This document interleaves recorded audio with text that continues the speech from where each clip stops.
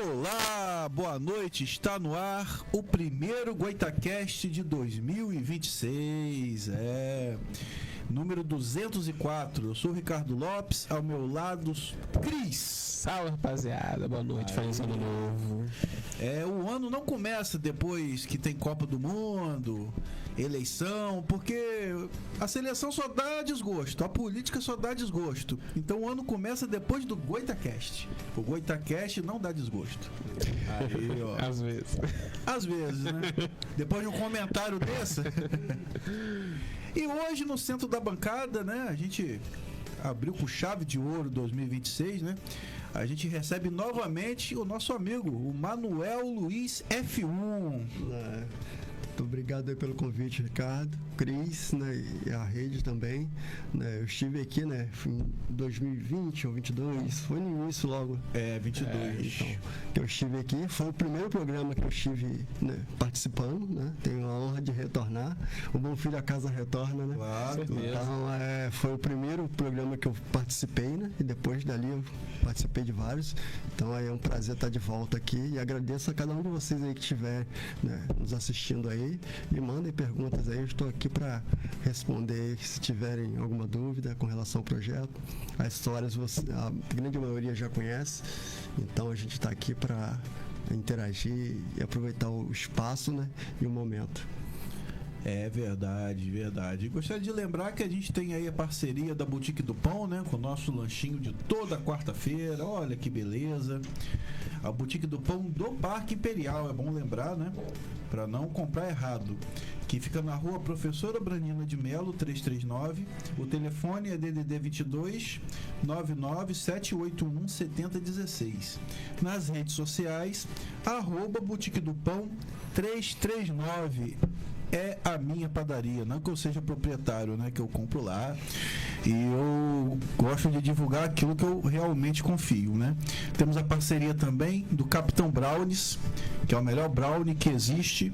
Para você saborear o brownie de Capitão Brownies, basta ligar para o DDD 22 99781. Não, esse é da Boutique do Pão. Basta você ligar para o DDD 22 988369444. Já ia fazendo coisa errada, tá vendo? Coca-Cola, tá? Coca-Cola. Alzheimer chegou bravo mesmo, né? E dá boa noite aí que é o Freitas, que tá assistindo a gente aí pelo Facebook, minha esposa. Aí no Instagram, né? O André, Rodrigo. O amigo vai lá Rodrigo. MNR Souza, Margarete, Marilene Coelho. Boa noite aí para quem está acompanhando a gente também pelo Instagram. Aí, Manuel, muita coisa mudou daquele dia?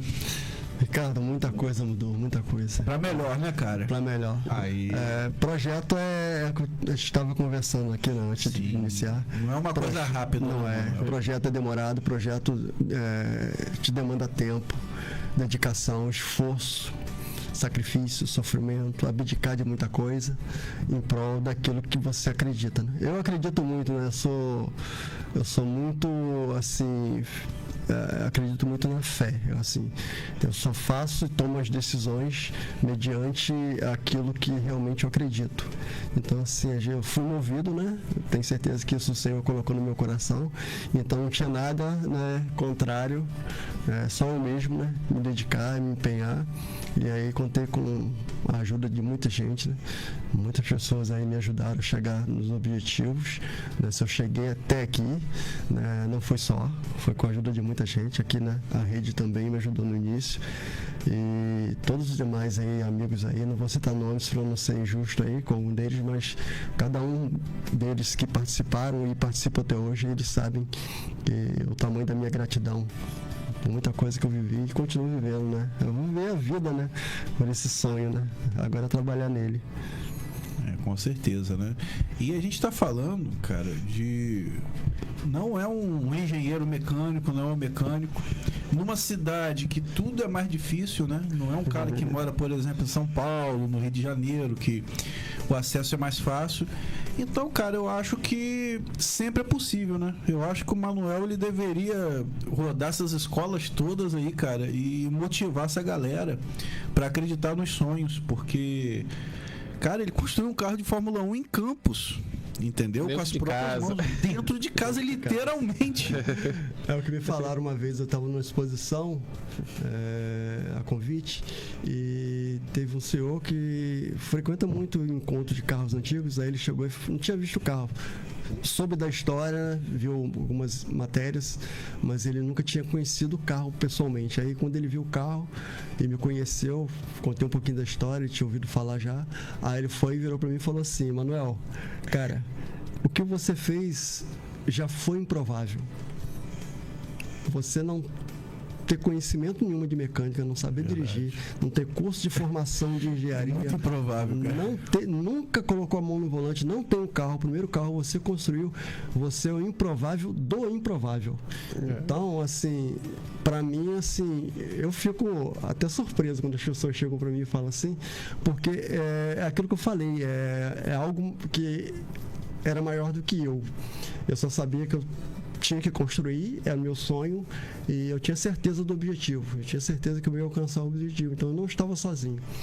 O Senhor estava comigo, a minha fé estava sempre sendo renovada, pessoas foram chegando, contribuindo, e como o Ricardo falou, é um dos objetivos, Ricardo, dos objetivos que eu tracei lá no início, não é agora, né, mas lá no início, levar o projeto para perto das pessoas que precisam ser inspiradas, né, pessoas que precisam de confiar, acreditar mais no potencial que tem. Eu até falei na reportagem, né? Acredito que eu não sou o único a construir, a ter feito, né, essa construção. Não estou dizendo que todo mundo vai chegar e vai construir um carro de Fórmula 1, mas cada um, né, se dedicar, se empenhar e se esforçar um pouquinho para alcançar seus sonhos. A gente sabe que tem sonhos que são impossíveis, que você imagina uma coisa que está muito longe, mas tem alguns sonhos que são possíveis. Se você se dedicar, se empenhar, né, abdicar, abrir mão de alguma coisa, tem que abrir mão, cara. Não tem como você ganhar sempre. Você tem que abrir mão, senão você não chega a lugar nenhum. Eu abri mão de muita coisa, abri mão de estar num momento com família, abri mão de trabalho, entendeu? Cansado, né? Eu vi muitos nãos, fui, né, muitas vezes sem um crédito, devido crédito, né? As pessoas, não, isso não vai dar certo, desista, tá jogando dinheiro fora. Fora as críticas, né? Até por ser tão improvável, né, cara? O cara realmente não acredita, né? Você é doido, né? Mas hoje eu acredito, assim, hoje, olhando tudo que foi feito e as pessoas que chegam e falam, eu tenho uma consciência de que as pessoas que, quando eles falavam isso pra mim, não é de uma maneira assim negativa, de que ele não vai fazer, não vai. Não. É porque é um improvável. Realmente. Eu olho assim e falei, cara, como que eu mesmo olho pro carro e falei assim, caramba, eu tenho esse carro, eu construí esse carro do zero com as minhas próprias mãos. Até eu olho pro carro, eu fico em um momento assim sem acreditar. Porque você é tão, né, movido, né, por algo muito maior, que quando você olha pro resultado, eu começo a entender que as pessoas realmente não iam acreditar. Não é um maluco falar que vai construir um carro de Fórmula 1. Não vai construir. Então, assim, hoje eu acredito que realmente eles realmente tinham uma certa razão. Né? Às vezes a pessoa acha, né, que tá aconselhando pro bem, né? Esse cara tá perdendo tempo, aconselhar ele a parar, desistir disso, que não vai dar em nada. Quando tá no seu coração é uma coisa que você tomou decisão, então você tem que saber o que você quer para você. Senão você vai ser levado pela opinião alheia. É verdade. Né? Você vai ser, né, bombardeado por informações ou você opiniões. Começa a acreditar, né? Eu acho que eu tô fazendo loucura mesmo, acho que eu tô fazendo errado. Te pega na fragilidade, você não tem certeza. Então, uma coisa que eu sempre falo assim, tomada de decisão. Você tem que saber o que você quer e se você tomar a decisão, faz a sua parte, faz seu sacrifício. E o sonho, assim, geralmente ele é contramão à probabilidade, né? Então, o seu sonho realmente é muito difícil, né? Eu até tava brincando com minha esposa, né? Quando teve a Mega da Virada, eu falei, não, se eu ganhar, eu vou comprar uma McLaren do Senna, vou colocar dentro da sala. E o Manuel não precisou ganhar na Mega Sena, ele fez o carro e tá lá, meu irmão. Ele fez, entendeu? Então, cara, você disse que não é o único. Cara, numa cidade de interior, sem ter nenhuma formação mecânica, eu acho que é o único sim, cara. Você pode não ser o único a construir um carro, mas nessa situação aí eu acho que sim. Um amigo que até me segue, ele é dos Estados Unidos, é brasileiro, mas ele mora nos Estados Unidos. Até ele que patrocinou a minha ida a Interlagos para levar o carro. Ele mora em Miami. Ele fez lá no começo, ele conhece a história desde o início. Quando eu comecei a construir o chassi, ele já começou a me seguir.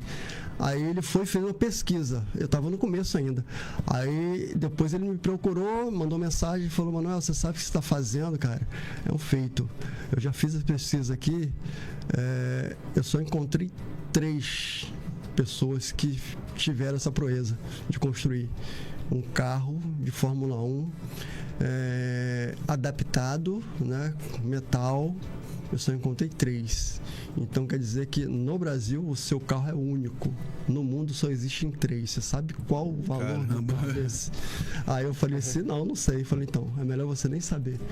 Porque você no Brasil é o único. Então você tem que dar, né? Tem que dar mais valor ao que você está fazendo, cara. O que você está fazendo é uma história. Então, assim, não é que eu queira parecer isso tudo, mas eu fui envolvido pela paixão. Eu sou fã da Fórmula 1 e fã do Senna. Então eu fui envolvido pela paixão e acabei construindo, né, um feito, né, que improvável, né, a gente acreditar. O Manuel foi tipo eu, né? Eu não fui aquele garoto que assistia futebol, eu sempre assisti corrida. Entendeu? Meu sonho era, claro que eu não conseguia, né, mas era pilotar e tal. Eu gostava era daquilo ali, futebol não. A gente acaba se inspirando, né? Eu tive a inspiração do meu pai. Então, meu pai sempre assistia a corrida. E eu acompanhava ele, sentava do lado, tem até uma reportagem ele falando, contando. Então, eu ficava sentado ali, via os carrinhos correndo, então eu achava engraçado aquilo, não entendia nada. Mas depois de meus 10 anos aí, eu comecei a ter entendimento como acontecia. Aí eu continuei seguindo, assistindo. Tinha corrida, eu estava lá assistindo. Ele deu uma parada depois, né, da perda do Ayrton, né, que ele era fã do Ayrton, ele perdeu um pouco aquele ímpeto de estar assistindo. Perdeu a graça, né? Perdeu, mas eu continuei, porque além de fã do Ayrton, eu era fã da categoria. Então, assim, eu continuo assistindo até hoje, a madrugada, o horário que for, eu assisto todas as corridas. Só se eu tiver um compromisso que tiver me ausentar, mas assim, mesmo no compromisso, eu dou um jeito de pegar o celular e assistir. Então, assim, você vai sendo ali, né, envolvido e aquele negócio, você está desde a infância acompanhando, a paixão só vai crescendo, só vai aumentando. Então a gente precisa de ter isso, é uma motivação. Os jovens, né, os que estão na escola, eles precisam estar perto, né, de pessoas que possam, né, motivar, inspirar, de mostrar para eles que eles podem chegar onde eles querem, onde eles sonham. A gente precisa colocar esses exemplos perto. Não estou dizendo de mim, mas tem muitos profissionais, muitas pessoas aí que tem uma história muito linda, muito encantadora, que pode inspirar muitos jovens aí, que precisam ter um exemplo real. Não aquilo sempre na internet, mas real, que ele pode chegar, conversar, cumprimentar, pegar, entendeu? E ter uma história verídica. Não estou dizendo que todas as histórias que estão nas redes sociais não têm verdade, mas é diferente você estar presente das pessoas, né? Estar ouvindo. Conversar, ouvir, como foi o passo a passo, né? Olhar ali de frente. É um influenciador de verdade, né? Com a tecnologia que tem hoje aí, que a gente fica meio, né, em dúvida, mas é real. Eu digo isso até porque eu conheci o senhor Wilson, que teve lá em casa. O Wilson Fittipaldi. Teve lá, que me deu uma aula de tudo, né? Tudo que eu fiz no carro, o carro deu uma guinada depois da presença dele, porque ele me ensinou detalhes do carro. Agregou muito, né? Agregou muito. O cara sabia muito. Eu tive ali um mentor, tive uma mentoria, né, de 3 dias ali com ele, me ensinou tudo da aerodinâmica, a regulagem, a altura do carro, o efeito, né, da parte da frente, da traseira, né, detalhes da asa que eu não me ligava, ele mostrou e falou: olha só, não faz isso, faz diferente. Suspensão assim, altura, regulagem, arrefecimento, o ar, né, o carburador, como é que tem que funcionar para você ter uma eficiência, que o motor trabalha leve. Então eu tive um cara ali que cara, me deu uma aula e eu absorvi rapidamente todos os conselhos que ele me deu, os conceitos, e apliquei no carro. Então, não foi uma coisa aleatória, né? Alguns detalhes faz total mudança. Para quem é leigo, olha se visualmente não muda nada no carro. Mas aí você vê, eu estava construindo o carro usando imagens, fotos e tudo aquilo que eu tinha de lembrança assistindo, como, né, espectador. Mas eu tive ali uma mentoria real, né? O Wilson teve ele na minha casa. Uma mentoria técnica mesmo, é cara. diferente. É por isso que eu tô falando. Você ter as pessoas que construíram, que tem uma história legal, presente no físico, mostrando, conversando e falando um pouquinho da história dele. Você olha no olho e vê, aí é diferente, né? Você tem ali aquela, né? Você olha para a pessoa e vê, caramba, eu também posso fazer isso. E quem fez essa ponte de você com ele? O Rodrigo Viana, que me representa, ele sempre está buscando oportunidades para mim, o Rodrigo Viana. Ele deve estar assistindo, se não estiver, deve estar na correria dele. O Rodrigo, ele trouxe o Wilson, o senhor Wilson, para poder fazer a homologação do autódromo que tem lá no Surep. O autódromo não estava homologado ainda. Na época, ele chegou a fazer uma corrida de Fórmula V. Foi esse carro que foi. Eu tirei até foto com o rapaz Pedro, que estava... João Pedro. Tá despontando. 14 anos. E esse Rodrigo, ele é muito envolvido nessa questão de automobilismo, né, cara? Ele é na região, ele é o único que tem credencial, né, para poder acompanhar todas as competições de nível internacional que vem aqui. Ele acompanha mais as corridas que estão acontecendo em São Paulo.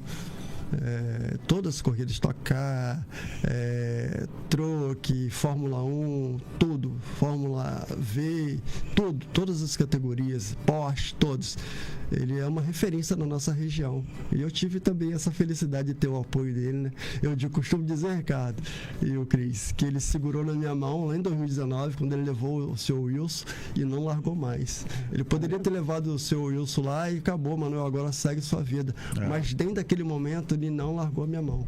Ele sempre buscou oportunidades, ele sempre estava levando a história. Quando eu cheguei em Interlagos, eu fiquei surpreso. Quando eu cheguei em Interlagos, primeira vez em 2023, quando eu cheguei lá, todos os profissionais, os pilotos, os chefes de equipe, os engenheiros-chefe, todos eles já conheciam minha história. Porque ele sempre fez essa ponte, contava a história e mostrava as imagens do carro. Então eu cheguei lá, a pessoa, você é o cara do Fórmula 1? Prazer, eu conheço essa história. Eu olhava assim e falei assim, caramba, ele me conhece, porque ele já tinha feito essa ponte, esse canal. Então eu já cheguei, parecia que eu estava em minha casa. Eu andando, o pessoal, é o carro do Fórmula 1. Foi você que construiu o carro de Fórmula 1. Então, assim, são pessoas que chegam, acrescentam e fazem aquela ponte, né? Que te conduz. Então, eu não chegaria aonde eu cheguei se não fossem as pessoas. Então, eu não cheguei aonde eu cheguei sozinho. Nunca vai ser. Não. Eu cheguei, não. Eu cheguei com a ajuda de amigos, de pessoas, aqueles que permaneçam e aqueles que no início me deram a força e continuam sendo importantes. Então a gente precisa disso, das pessoas se ajudando, né? Para poder aqueles conseguirem alcançar os sonhos. Você pode ajudar, né? Não custa nada, né? Não, com certeza. E você, como apaixonado por Fórmula 1, como foi chegar em Interlagos, cara? Foi uma emoção tremenda, cara. Eu cheguei... Tipo uma criança na Disney, assim, né? Primeiro eu não acreditei que eu iria, quando o Rodrigo confirmou. E quando eu cheguei no portão de Interlagos e me deram o crachá, eu ainda tenho um crachá em casa, tá lá guardado. Tem que guardar, cara. Guardei. Agora eu já não uso mais crachá, agora facial. leitura facial. Não usa mais crachá. O último ano foi o que eu fui, em 2003. Então quando eu cheguei, que eu botei o pé dentro de Interlagos, eu assim, caramba, eu cheguei, tô em Interlagos. Aí eu olhava assim, quando eu cheguei no paddock, que é atrás, né? Caramba. E aí eu vi aqueles pessoal passando, os famosos pilotos com o macacão, aí Felipe Massa passava com a família dele, Rubens Barrichello, Tony Canaan, Ricardo Zonta, tudo ex-Fórmula 1, tudo passando, Cacá Bueno, tudo. Casagrande, Gabriel Casagrande, todos os pilotos famosos que eu sempre acompanhei a Stock Car pela TV. Mas eu via os caras passando assim, aí tirava foto com eles, o cara do Fórmula 1. Aí falava um pouquinho, o Felipe Massa falou um pouquinho da história, ficou sabendo. Eu vi o vídeo. Então, assim, é uma emoção fantástica.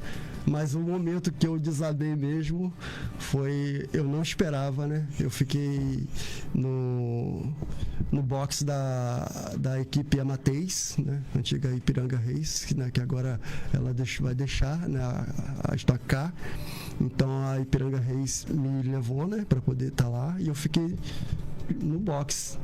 E aí eu tinha acesso ao kit lane. Kit lane é onde os carros estão sendo preparados para ir para a pista. Então você tem a parte de trás, que é onde está o convívio, né? O pessoal está falando de negócio, tirando foto, que é o paddock. E tem o kit lane, que os convidados vão lá para tirar foto, tem acesso ao carro, mas não pode fotografar a parte do motor, o motor com o capô aberto, mas tiram foto lá do carro, conversam com o piloto, mas eles não podem dar muita atenção, porque estão se concentrando. Então eu tive esse acesso. Então quando começou, os carros saíram para dar a volta de aquecimento, que começaram a montar o grid, aí eu peguei, sentei lá na minha cadeirinha, lá no box, fiquei sentadinho. O pessoal foi tudo lá para a pista. Eu fiquei sentado. Aí eu tô lá sentado, tô vendo o pessoal tudo descendo. Aí veio uma representante que é da parte da assessoria de imprensa, né, que estava me acompanhando, fazendo entrevista comigo, me apresentando as pessoas. Ela ficou nesse dia só me acompanhando, me assessorando. Aí ela veio correndo, veio ela mais duas correndo. Cadê ele? Eu sentadinho no cantinho. Cadê ele? Ah, ele ali. Aí vem cá. Eu cheguei. Aí, me dá seu braço aqui. Pegou, botou a pulseira no meu braço. Bora, acompanha a gente. Falei, pra onde? Vamos embora pra pista. Você vai pra pista. Falei, eu vou na pista? Vai pra pista, bora com a gente. Bora rapidinho. Aí desci, cheguei na pista. Ricardo, quando eu bati o pé na pista de Interlagos. Caramba. Emoção, né? Chorei na hora, igualzinho criança, cara. Quando eu desci, aquele Chicão, que é o locutor oficial da Stock Car, anunciando, eu até conversei com ele, contei minha história no microfone para todo mundo ouvir. Quando eu cheguei na pista, que vi os carros tudo formado ali, as filas formadas, eu até embargo a voz. Eu comecei, as lágrimas começou descendo, fiquei parado. Aí as meninas vieram, que elas foram até o final, falaram, vai lá no final, lá para frente, que você vai ver os ex-Fórmula 1. Os pilotos da Fórmula 1 que estão na Stock Car. Você vai andando, que estão todos eles lá, estão tudo fora do carro, você vai e bate foto com eles. Aí elas subiram, fui descendo. Aí comecei, encontrei Felipe Massa, aí encontrei Rubens Barrichello e o filho dele, né, sendo encostado, com o carro aberto, encostado. Eu cheguei perto, um monte de gente de volta para tirar foto. Eu peguei, não quis chegar. Aí fui caminhando mais. Tony Kanaan estava fazendo a despedida dele em 2003. Ele agora é gerente lá da McLaren, né? Ele é gerente, né? Corre mais essas outras competições. Ele estava se despedindo, aí o Massa veio para se despedir de Tony. Tony encostar no carro, os pilotos iam lá para tirar uma foto com ele, né? Agradecendo a ele pela temporada que ele teve junto e tudo. Aí eu cheguei junto, né? Fiquei do lado, bati uma foto de Tony Kanaan. Aí abracei o Tony, bati uma foto junto com ele. Aí agradeci ele também. Falei, obrigado por você ter voltado, ter corrido na Stock. Sou seu fã, acompanhei também sua trajetória. Boa sorte aí na nova jornada que você vai. Então, aí ele me agradeceu, me abraçou. Então, assim, momentos que, se eu não tivesse encarado o sonho... acho que ver um filme, né? Você desde criança acompanha aquilo ali pela TV, você tá vivendo aquilo ali ao vivo. Todos eles ali, todos eles perto ali, acessíveis, entendeu? Mediante aquilo que você construiu a sua história. Então vale a pena muito você acreditar nos seus sonhos. Independente de qual seja, faz seu sacrifício, porque pode demorar. Eu já estou 9 anos, caminhando para 10 anos. Mas o quanto de construção foi feito, quantas pessoas eu conheci. Hoje eu tenho o pezinho dentro do meio profissional.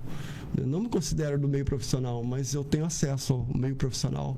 Conheceu muita coisa. Muita coisa. E agrega muito conhecimento, né? E traz também a questão da credibilidade, né, Ricardo? Eu sei o Cris, né? Você está perto dessas pessoas, elas te dão uma credibilidade a mais. Prova social. Isso aí, que você chega no evento, você vai carregando um peso. Então eu também carrego uma responsabilidade também, né, aonde eu vou, né, de estar representando toda essa galera que me deu essa oportunidade, né, que conhece a história, que curtem, eles curtem, comentam. Os pilotos da equipe Amateis, né, tanto os dois, né, que são os pilotos que sempre estão acompanhando aí, eles sempre estão curtindo, comentando, né? Então são pessoas que a gente traz como amigo. Então Então a gente vai agregando, né? A família vai só aumentando, né? Através dessa paixão, da construção, a família vai só aumentando.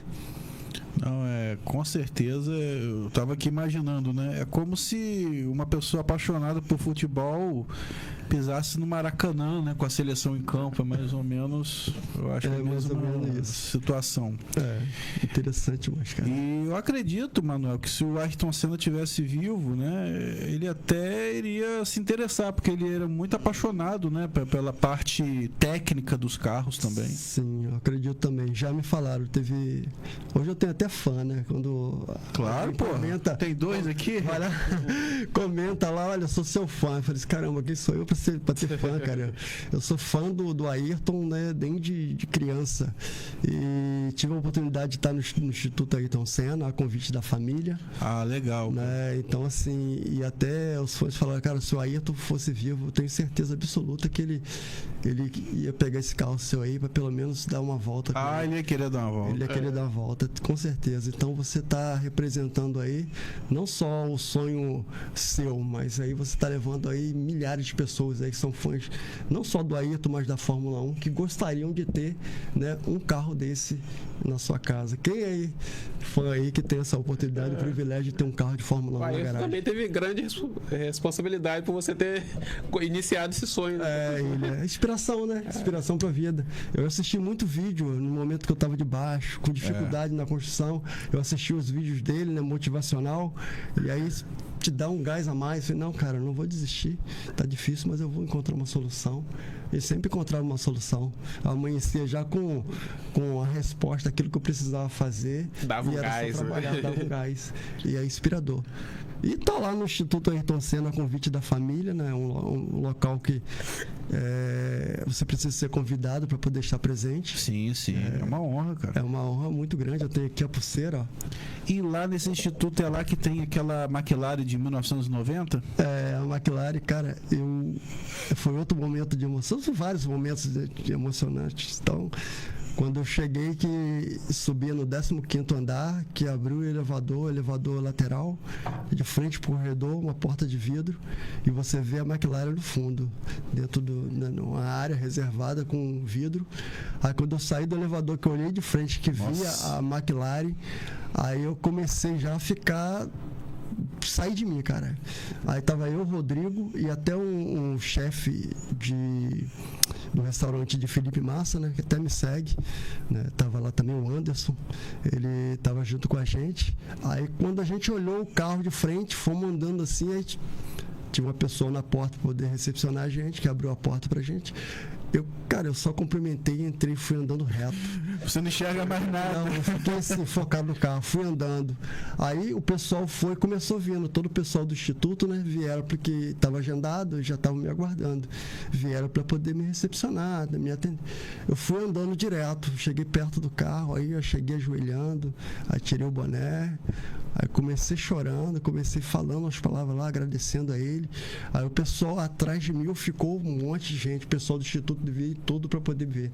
Ficaram ali atrás de mim. Aí eu só ouvi uma voz assim, falando assim, deixa ele no momento dele. Eu só me lembro de só ouvir isso, deixa ele no momento dele. Aí eu ajoelhado, agradecendo, né? Tirei o boné, depois eu levantei, aí me escorei no vidro, olhando pro carro. Aí depois a pessoa que estava conduzindo ali a visita, né, apresentando tudo aquilo, o acervo todo completo, depois fez um vídeo comigo, ele foi e perguntou assim, fez uma gravação rápida e falou assim, agora você fala pra gente aqui, o que você estava falando naquele momento que você estava ajoelhado? A gente observou que você estava falando umas palavras ali, você pode falar pra gente o que você estava falando?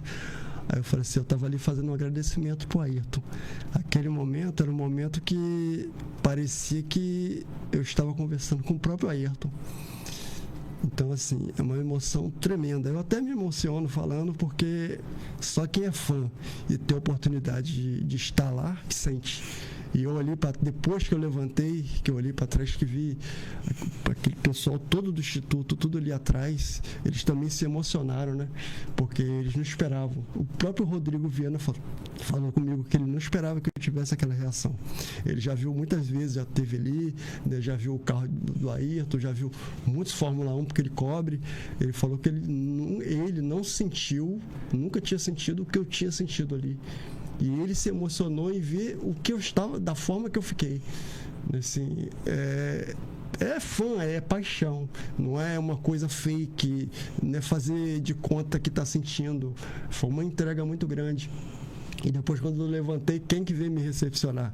Quando eu virei, que eu saí do carro, né? Que virei para olhar que estava o povo todo, quem estava quase do meu lado. A Bianca Sena. Nossa. Ela estava do meu lado em pé, com os braços... Sobrinha, né?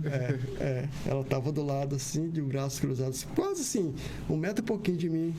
Aí quando eu virei, que eu olhei, aí o Rodrigo chegou e falou assim: Manuel, você conhece? Sabe quem é? Eu balancei a cabeça. Ela, Manuel, me dá um abraço. Aí eu abracei ela. Aí fiquei conversando com ela. E ela que toma frente hoje, né, do Chico? Ela que é a CEO, né, da Cena Break, de tudo que... Né, a imagem do Ayrton, né, tudo aquilo que vende. Aí ela conversou comigo. Ela ficou muito impactada também com a minha reação. Ela ficou sabendo da história, por isso convidaram, a família me convidou. Mas ela ficou muito impactada com a minha relação. E ela adorou me conhecer porque eu levei minha verdade, eu levei o que eu sou.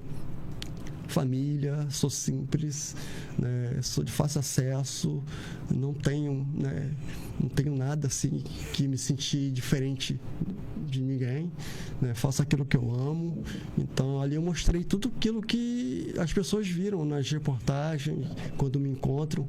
Então ela sentiu isso também, né, e ali foi um momento que eu aproveitei para agradecer, né, mesmo ele não estando, né, fisicamente presente. Eu tenho certeza que quando você entra no instituto, você sente a presença dele. Energia. A energia é fantástica, cara. E a gente até conversava lá fora, né? Que você até citou, né? Que o carro era como se fosse a extensão do Ayrton, né? E você, de repente, está diante do carro. Então, de certa forma, é como se você estivesse com ele. E realmente foi isso, a visão que eu tinha ali, que eu estava fazendo um agradecimento diretamente para ele. E realmente era, porque foi inspirado, né? Inspirado. Primeiro meu pai, né? Por ser fã, né, que foi me conduzindo, e eu, né, herdei essa paixão dele, né, e depois inspirado pelo Ayrton. Eu vi o Ayrton correndo, eu vi o Ayrton fazendo tudo aquilo que ele fez na entrega dele, também os outros pilotos brasileiros também, né, o Nelson Piquet, né, verdade, todos os outros pilotos também, né, que levaram o Brasil, né, onde merecia e merece estar. Eu tenho certeza que o Bortoleto também. Quem abriu tudo isso aí foi o Fittipaldi, né? Fittipaldi. Quem desbravou o Brasil na Fórmula 1 foi ele. Isso. E aí daí pra lá, né, tem os outros brasileiros também que foram grandes, foram gigantes. Sim. Mas aí o Ayrton foi inspiração, né, cara? Eu vi ele correndo. O Ayrton, ele era um patamar assim, qualquer um. E até hoje, né? Continua sendo inspiração. A gente tem, né? Aí eu levo, né? Eu procuro levar a história que eu construí como uma fonte de inspiração também. Agora eu posso, né, com a minha história, inspirar as pessoas aí, mas não também abrir mão também de levar a imagem do Ayrton. Claro. Porque ele foi, né, a inspiração para eu construir, para eu conseguir, né, suportar, né, todas as adversidades que eu encarei, todas as limitações que eu tive, né, e ainda tenho hoje, mas hoje com uma certa bagagem, porque eu aprendi muita coisa. Hoje já consigo conversar com o mecânico, já consigo conversar tranquilo com os engenheiros, né? Lá também em Interlagos, quando eu estou lá, converso com os mecânicos. Tenho mecânicos, né? O mecânico do Rubinho, que já me seguia, né? Ele falou: cara, eu te sigo há tempão, cara, eu sei que você construiu, o que você fez lá a gente faz aqui, ó. Aí abriu o carro do Rubinho, mostrou, tá vendo o volante, a gente criou o volante aqui, tá vendo esse acessório aqui, a gente foi que criou aqui, a gente faz isso que você fez, o que você fez é o que nós profissionais, nós fazemos muitas vezes. O carro não vem montado pra gente, a gente tem que trabalhar no carro, e cada equipe tem um segredo. Mecânica, engenharia. Então cada equipe tem um segredo. Então você cria, né, dentro do regulamento, você cria ali, né, vai montando o carro. Então o que você criou lá, o que você construiu, é o que a gente faz aqui. Então, parabéns. Aí eu falei assim, eu olhei para esse caramba, o mecânico do Rubens Barrichello, ali me mostrou o carro, abriu o carro, mostrou toda a parte interna do carro, a questão do câmbio, né, que eu estava te falando, ele me falou por que tem que ser. Então, assim, É conhecimento, agrega muito. Aí eu converso com os engenheiros, tem a Raquel Lor, que é engenheira da Mateis, eu chamo ela de madrinha, né? Rodrigo Padrinho, né? Rodrigo Viana Padrinho, e a Raquel Lor, que é engenheira da Mateis, eu chamo ela de madrinha. Então, assim, tem pessoas que passam conhecimento e inspiram, né? A história da Raquel também é inspiradora. Foi a primeira mulher, né, no meio do automobilismo, tanto na Fórmula 1, ela é credenciada da FIA, né? Agora tem aí, né, os projetos dela para poder, né, abrir espaço para as mulheres aí, tanto como piloto, como mecânico, como assessoras de imprensa. Então é uma pessoa que inspira. Então você está perto de pessoas que te inspiram, né, é importante para você continuar, né, com força e seguindo. É muito importante. É motivador, né? Motivador demais, cara. E todos esses caras aí que você citou, eles te pesquisam, cara. Você é objeto de estudo deles, entendeu? Então, na verdade, eles estavam ali aprendendo também. Entendeu? Muito. E isso que é legal, essa troca. Dá um pulinho aí, ô Billy, no Facebook. Ó, tem um rapaz ali simpático fazendo uma pergunta. É o Billy Viana. A carinha dele. Feio, mas simpático. É, gente boa. Boa noite. Manuel, teve alguma formação para fazer tudo em casa ou foi aprendendo? Eu não tive a formação que eu tenho. Eu sou caldeireiro de formação do Senai. Atuei muitos anos, tenho 31 anos, né, como profissional, caldeireiro e soldador. Então a parte estrutural, não é que o caldeireiro ele tenha a condição de construir facilmente o que eu construí, não. Mas eu tive que aprender. Uma das etapas que eu atuei como professor e a gente fazia também com os alunos, ensinar o aluno a aprender, ele ter essa condição de aprender com ele mesmo. Então eu fiz isso. Eu comecei a pesquisar, comecei buscando informação, comecei aprendendo. Então eu comecei a aprender a construir o carro. Eu não tenho formação de mecânica, não sei dirigir, não tenho nada, mas eu aprendi. Hoje eu já consigo fazer 100% das coisas do que está no carro eu mexo. Se quebrar a suspensão, eu que adaptei. Qualquer barulhinho, você Eu já sei tudo. Quando o carro não quer pegar, eu já sei o problema que é. Eu posso pedir um apoio. É elétrica, eu desmanchei tudo, eu mesmo que fiz. Adaptei o volante, adaptei o DRS, a abertura. Então, 100% do que acontece no carro eu faço. Mas no início eu não sabia. Eu chamava os colegas para poder mexer. Mas na hora assim, de instalar motor, câmbio, como é que foi? Eu mesmo instalei, né? Eu posicionei o motor e o câmbio.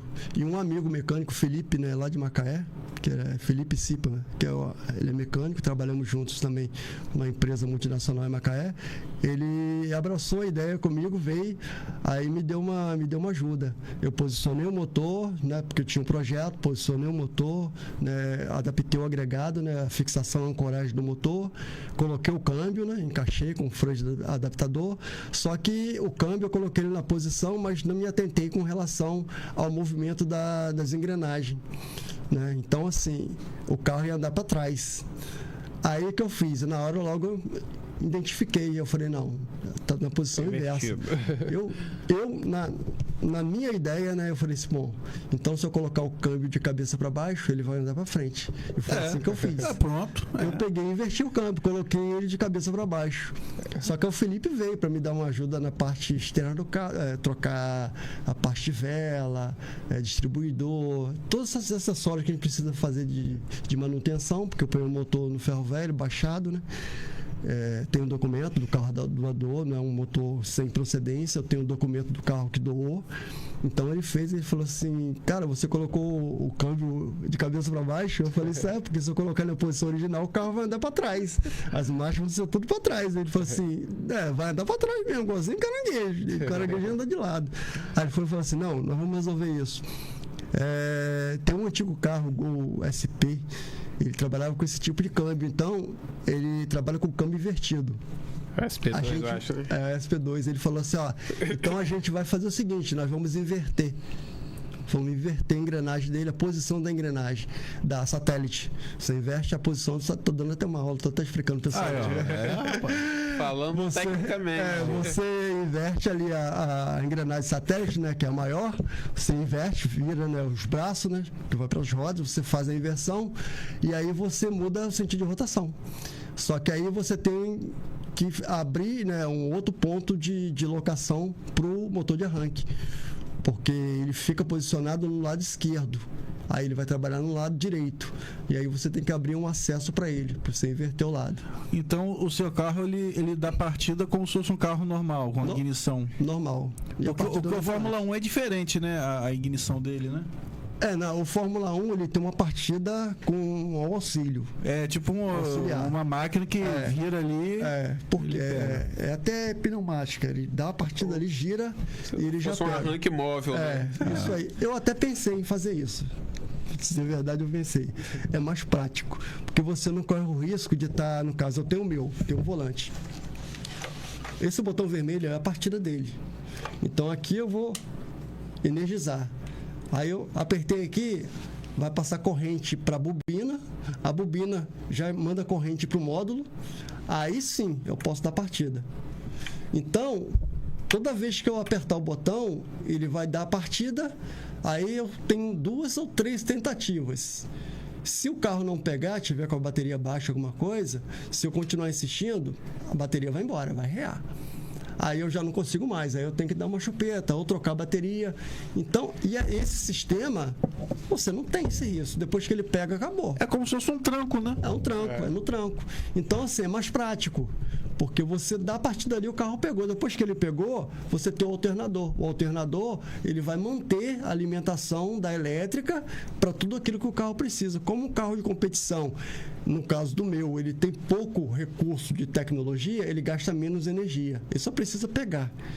Ele não vai consumir mais energia. Então, o alternador vai estar recarregando a bateria com mais leveza.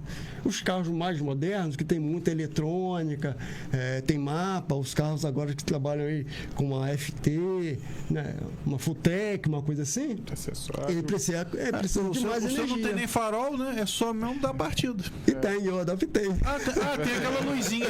Na frente, eu coloquei. Colocou? Coloquei, ele tem farol de milha. Se eu acender, você fica ceguinho. Eu adaptei. Só que eu tô na frente da Fórmula 1, né? Porque a Fórmula 1 agora ele tem...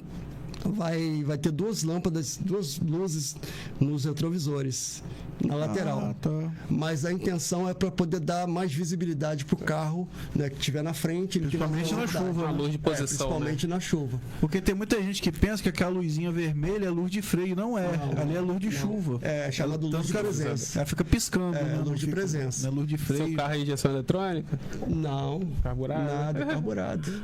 Já quiseram colocar ele eletrônico, mas eu até levou, mas tinha que mexer tudo, mexer no motor. Aí o carro ele é a gasolina, o motor é a gasolina, ia ter que passar ele para álcool. Aí se tivesse problema de, no caso ele, como eu te falei, da partida, aí a bateria reia, você perde a leitura e você não consegue mais colocar. Programar. Tem que programar. Eu falei, não, deixa carburar, eu consigo. Injeção é muito bom, mas tem essas questões de módulo e tal, sensor. O meu não, o meu ali, descarregou a bateria, eu boto para carregar, eu troco a bateria e ele vai pegar. É simples. Eu só preciso que chegue energia ali na bobina para poder ela fazer essa passagem para o módulo eletrônico. Sem o módulo o carro não pega, não tem como. É verdade. Do dia que você veio que, eu acho que foi 2022, né? Pra hoje, você fez mais alguma modificação no carro? O carro mudou, eu mudei um pouquinho a aerodinâmica, o DRS está funcionando, eu mexi também na asa dianteira, falei com o Ricardo que eu mexi nas rodas, eu ganhei como presente em 2024, que eu estive lá com o carro, eu fui presenteado com o jogo de rodas oficiais da Stock Car, a roda que ela é bem leve, né? Leve demais. Ganhei também o jogo de pneu, eu tenho um jogo de pneu reserva de chuva, zerado, tá lá guardadinho, e tem um jogo que tá no carro, que é Slink, que é para pista seca, com pista aquecida. Então eu vou poder trocar a hora que eu quiser e colocar o pneu de chuva. Se eu tiver no evento, se eu tiver no evento, eu posso trocar e colocar um pneu de chuva e rodar. Já deram uma acelerada forte já com o seu carro? Não, ainda não. Agora, o trabalho agora é fazer isso, é levar ele numa oficina para fazer os ajustes. Só falta fazer ajuste de freio, embreagem, para poder começar a testar ele e ver a parte de direção dele. Mas tá tudo no lugar. Agora é só o mecânico fazer o ajuste fino. A questão do arrefecimento, como é que ficou? Olha, o arrefecimento dele, ele não vai ter problema porque tem muita ventilação. Quando eu ligo ele parado, ele Com pouco tempo a ventoinha já arma, porque o motor está blindado, né? Está ali no cofre, ele está ali atrás abafado. Então ela vai acionar e vai começar já a resfriar. Mas depois ela armou a primeira vez, cai a temperatura, demora mais tempo. E também é um carro que eu não fico ligando e deixando ele muito tempo ligado. Eu dei uma ou duas ligadas e acabou. Por causa da questão de quê? Da partida, da bateria. Então eu não posso ficar no evento aí o dia todo dando partida nele, porque a bateria não vai suportar. Então aí se eu deixar ali uns 5 minutos, 10 minutos ligado, aí ele vai chegar na temperatura, vai acionar a ventoinha e aí ela vai desarmar aí com uns 2, 3 minutos, aí eu já deixo um pouquinho e desligo, não ligo mais. Então ele não tem nenhuma refrigeração líquida ainda? Não.